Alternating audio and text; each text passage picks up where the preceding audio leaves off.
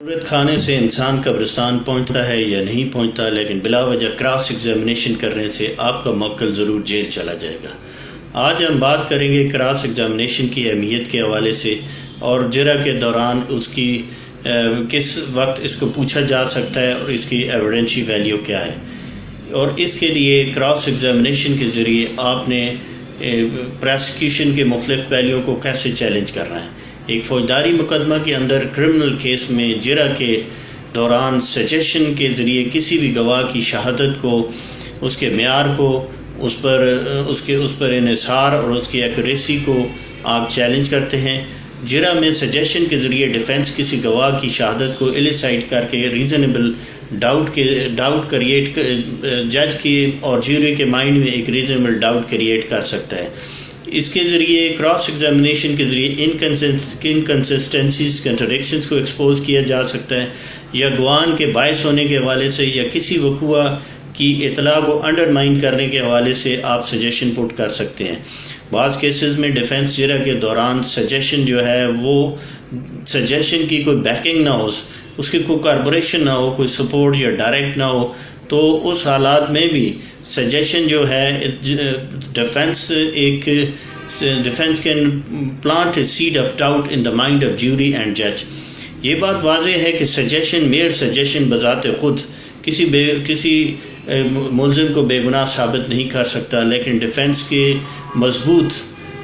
Case کی صورت میں جب استغاثہ کی شہادت کی ریبٹل میں سجیشن جو ہے ایک الٹرنیٹیو نریشن ہوتا ہے۔ سجیشن جو ہے ایک اہم کردار ادا کرتا ہے، جو کسی فیکٹ یا سچویشن کو جرح کے دوران اگر استغاثہ ڈینائی کر رہا ہے یا انکار کر رہا ہے، تو اس صورت میں سجیشن سے ہی عدالت کو آپ سجیشن کے ذریعے آپ اپنے ڈیفنس کو یا اس فیکٹ کی حقیقت کو سامنے لاتے ہیں، جو بوقت فیصلہ اس فیکٹ کو عدالت ایویلیٹ کرتی ہے کہ جو سجیشن ہی کو اس کو باقی شہادت کے ساتھ سجیشن کو بھی دیکھتی ہے۔ اور اس طرح مثال کے طور پہ یہ ایک ایکسٹرا اسٹریٹجیکل آپ اسے ایفرٹ کہہ سکتے ہیں سجیشن کو، کہ یہ سجیشن پٹ کرنے والے یا ڈیفنس کو معلوم ہوتا ہے کہ جو بھی سوال ہوگا تو اس کا جواب نفی میں آئے گا، لیکن آپ اس چیز کو سجیشن اس صورت میں بھی ہو سکتا ہے کہ ایک کیوری کی صورت میں آپ اس سے پٹ کر رہے ہوتے ہیں، اور یہ چانس ہوتا ہے کہ ریکارڈ پر جو موجود شہادت ہے اس کو کنٹرڈکشن سامنے آ جائے۔ سجیشن پٹ کرتے وقت نہایت احتیاط سے اس کو پٹ کرنا چاہیے۔ سجیشن میں ڈیفنس کے ذریعے سامنے لا سکتے ہیں، ڈیفنس کو آپ سامنے لاتے ہیں اور آپ اپنے پلی کو سامنے لاتے ہیں۔ مثال کے طور پہ میں یہ اس لیے احتیاط سے پٹ کرنا چاہیے کہ